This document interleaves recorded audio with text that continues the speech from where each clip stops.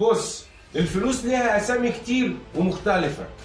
في الجامع بنقولوا على الفلوس زكاة، في الكنيسة بنقولوا على الفلوس عشور، في المدرسة بنقولوا على الفلوس رسوم، في الجواز بنقولوا على الفلوس مهر، في الطلاق بنقولوا على الفلوس نفقة، لما يكون عليك فلوس لحد بنقولوا عليها دين، لما تروح تعمل حاجة حكومية بنقولوا على الفلوس ضريبة، لما تروح تعمل حاجة في المحكمة بنقولوا على الفلوس غرامة.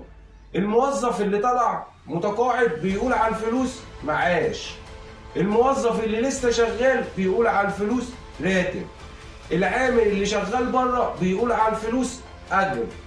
لما تدي فقير فلوس بنقولوا عليها صدقة أو زكاة.